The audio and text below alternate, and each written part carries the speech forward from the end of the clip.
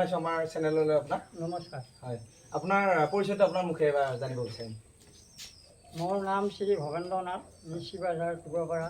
আৰু আপোনাৰ দলটিৰ নাম? দলটিৰ নাম ২ নম্বৰ বৰঢুলীয়া দল। হয়, টুকুৰাপাৰা। টুকুৰাপাৰা। হয়, ধন্যবাদ নাথ ডাঙৰীয়া। আপোনাৰ এই যে এই কৃষ্টিটোৰ লগত আপুনি আচলতে কিমান বছৰৰ পৰা জড়িত? মই বৰ্তমান ১২ বছৰৰ পৰা জড়িত। আপোনাৰ ১২ বছৰ বয়সৰ পৰা? হয়। এতিয়া আপোনাৰ এই দলটিত কিমানজন সদস্য আছে? মোৰ দলটিত সদস্য ৯জন আছে। হয়, আমি দেখিলোঁ অলপতে মানে আপুনি যিটো প্ৰগ্ৰেম কৰিলে তাত মানে ৪টা ঢোল বজায়। আচলতে এনেকৈ 4টা ঢোল বজাব লাগিব বুলি কথা আছে নে যিমান বজালেও কথা নাই? যিমান বজালেও কথা নাই। হয়, বেছি হ'লে ভাল। হয়, আৰু কম হ'লে অলপ হেৰি হয়, বেছি হ'লে অলপ। হয়, আচ্ছা, ইয়াতে অকল ঢোলে বা এনে আপোনালোকৰ কিবা গান চানো আছে তেনেকুৱা? আমাৰ বৰ্তমান আগতে গান আছিল, এতিয়া আমাৰ গানৰ কোনো এটা হেৰি নাই। এতিয়া অকণমান কলি এটা গাই আপুনি?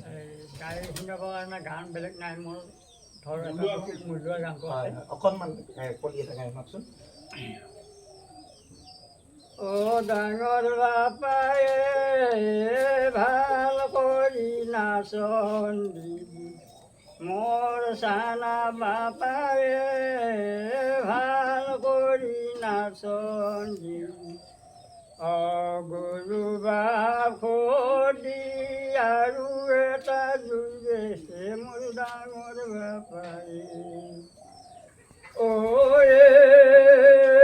সৰস্বতী মাও তুমি কণ্ঠে হৈলা স্থিতি, মোৰ ডাঙৰ বাপায়ে। দিবাখিনি পাহৰো মাও দিবা অনুমতি, মোৰ ডাঙৰ বাপায়ে। নমস্কাৰ, ধন্যবাদ। হয় বন্ধুসকল, আচলতে খুব ভাল লাগে এইবোৰ অনুষ্ঠান যেতিয়া আপোনালোকে লাইভ চাবলৈ পাব। নিজ চকুৰে যেতিয়া ইয়াত ভিডিঅ'ত চোৱাতকৈ যেতিয়া লাইভ চাবলৈ পাব, সঁচাকৈ বন্ধুসকল বহুত ভাল লাগিব। আপোনালোকে অনুষ্ঠান পৰিৱেশনৰ বাবে এখেতসকলক আমন্ত্ৰণ জনাব পাৰে। এখেতৰ পৰিচয় আচলতে দিলেই, চিপাঝাৰত ঘৰ এখেতসকলৰ।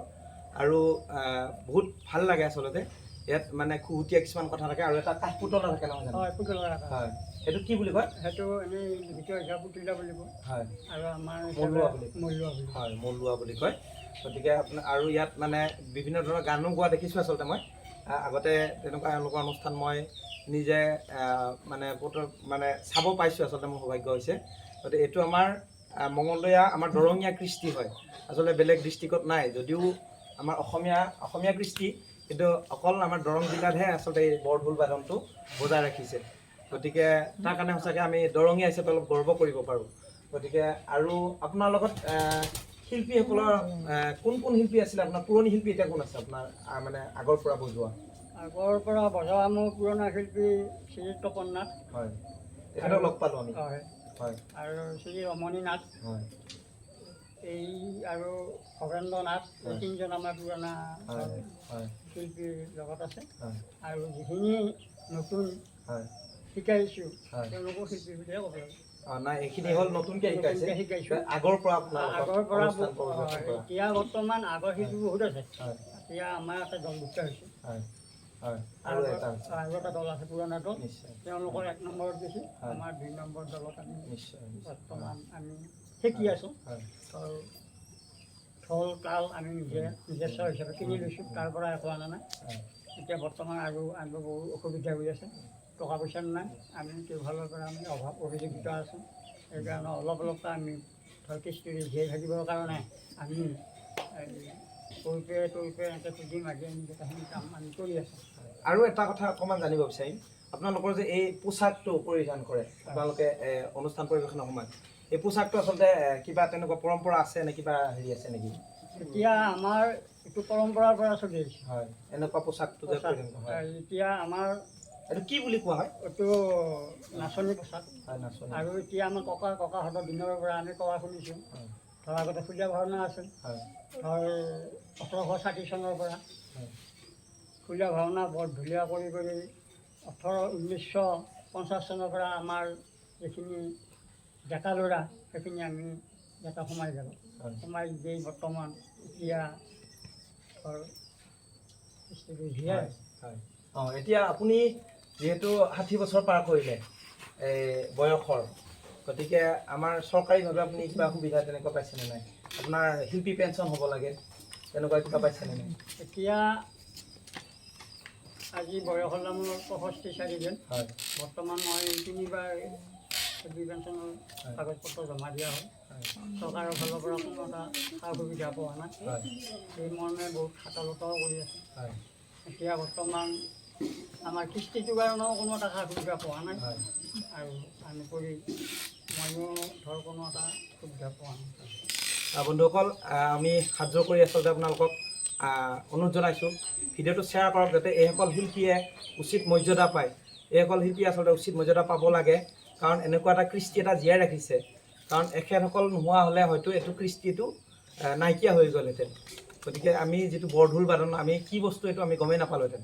গতিকে আপোনালোকেও চৰকাৰক অলপ অৱগত কৰক যাতে এইসকল শিল্পী জীয়াই ৰাখে। আৰু মোৰ ফালৰ পৰা মই আপোনালোকক অনুৰোধ জনাইছোঁ যাতে এইসকল শিল্পীক মানে চৰকাৰীভাৱে সা সুবিধা দিয়ক, বা তৎকিঞ্চিত আপোনালোকে যিখিনি পাৰে পেঞ্চনটো অন্ততঃ আপোনালোকে ব্যৱস্থা কৰি দিয়ক। গতিকে এইসকল শিল্পীক আমি জীয়াই ৰাখিব লাগিব, নহ'লে আমাৰ যিকোনো কৃষ্টিবিলাক নাইকিয়া হৈ যাবগৈ। আৰু শিল্পীসকলৰ মনোবল বঢ়াবৰ বাবে এইটো আমাৰ আচলতে বহুত ডাঙৰ বৰঙণি হয়। গতিকে ধন্যবাদ জনাইছোঁ শেষত আপোনালৈ। আৰু আমি শেষত এবাৰ অকণমান এই পুতলা নাচটো অকণমান চাব বিচাৰিম। মোৰ ডাঙৰ বাপাৰে ভাল কৰি নাচনি, মোৰ চানা বাপাৰে ভাল কৰি নাচনি, অগৰুবা সনি আৰু এটা জুবে মোৰ ডাঙৰ বাপাৰে।